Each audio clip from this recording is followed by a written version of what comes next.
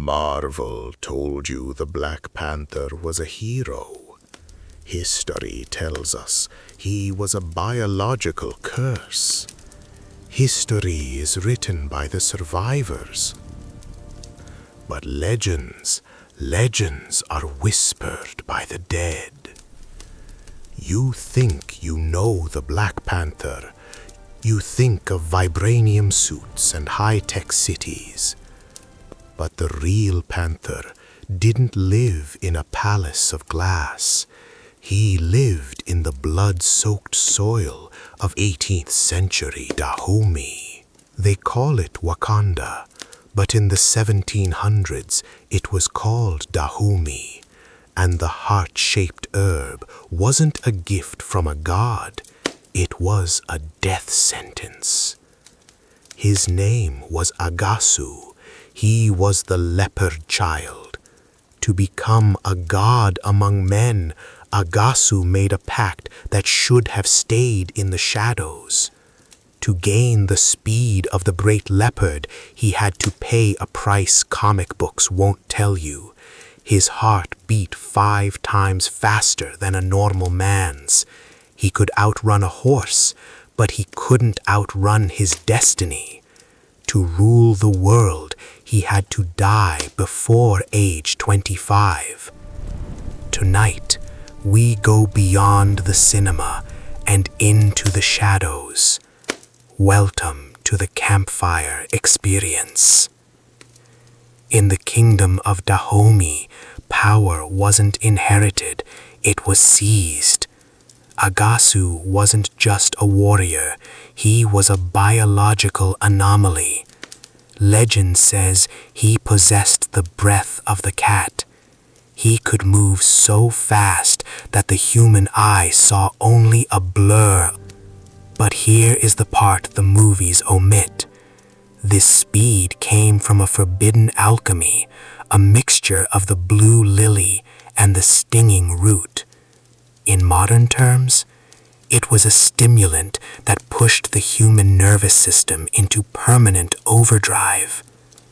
Every time Agasu donned the panther hide, his body temperature would spike to 104 degrees.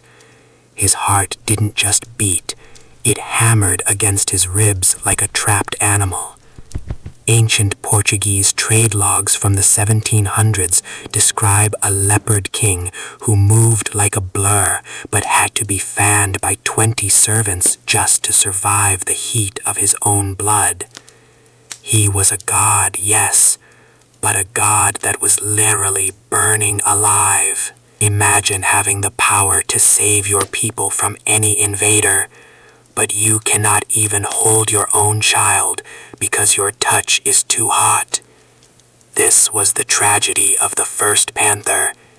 He wasn't a hero to himself. He was a weapon for his kingdom. His people worshipped him, but he lived in a gilded cage. He knew the prophecy. The king who runs with the leopard shall never see the gray in his beard. The alchemy that gave him the speed was slowly melting his heart. By age 20, Agasu's heart was the size of a bull's, scarred, strained, and failing. Every sprint across the savannah took a month off his life. Every battle won was a year stolen from his future. We are told Wakanda was hidden by technology, but the real Dahomey was hidden by fear and tactical genius. They were the Black Spartans. Their vibranium wasn't a metal from space, it was their iron will. Agasu wasn't leading a sci-fi utopia, he was leading a nation under siege. The tragedy deepens when you realize he knew he was dying. He pushed his body to the limit anyway, to ensure his people would never be chained. He chose a short, glorious life over a long, silent one. Now lean in, because there is one page of the legend the Council of Elders tried to burn. We were told the panther died in battle. That is a lie.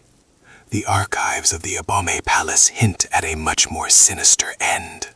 Agasu didn't die from his heart failing. He was poisoned by his own council of elders. Why? Because a king who dies young is a martyr. A king who lives to be old is just a man. The elders realized that the legend of the Black Panther was more powerful than the man himself. They didn't want a king, they wanted a ghost. They needed him to die at the height of his power so they could rule in his name forever. The curse wasn't just biological. It was a political execution disguised as a divine destiny. In his final night, Agasu knew. He felt the slow-acting venom in his wine. Instead of fighting his brothers, he walked into the forest, alone. He didn't want to die in a bed. He wanted to die as the beast.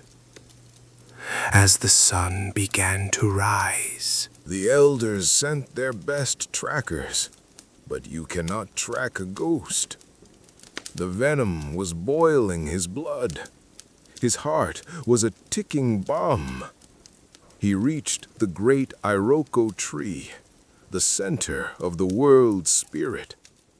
He took off the mask for the last time as the sun began to rise. The elders found his mask, but they never found his body. Some say the forest reclaimed him. Others say he found a way to bridge the gap between this world and the plane of the ancestors, not through technology, but through a final, terrifying ritual of blood and earth. He chose a short, glorious life over a long, silent one. Agasu was the first, but he was not the only one the elders created. He knew the elders were planning to kill him, so he hid a final seed, not in the ground, but in the stories he told the children. In the shadows of the great Zimbabwe, a woman was mastering the winds. In the caves of the Ananse, a boy was weaving a web of secrets. The panther's death wasn't the end. It was the prototype. The elders had found their formula for creating gods. So, when you see the mask on the big screen, remember Agasu. Remember the king who traded his heart for his people's freedom. Next Friday, we travel to find the Queen of Lightning. You know her as Storm. But the truth, it's much more electric. I am the keeper of the flame. This has been the Campfire Experience. Subscribe, and don't let the fire go out. Every legend we uncover is a piece of your own history, hidden for centuries, protected by those who knew the cost. Now, it's your turn to carry the torch. Which legend should we unearth next? The choice is in the comments below. We read every single one, because this isn't just a channel, it's a restoration of the truth. Agasu's heart may have stopped, but his spirit is just waking up. In the blood of the dreamers, in the minds of the creators, and in the stories we tell the children. Don't let the fire go out. I'll see you on Saturday.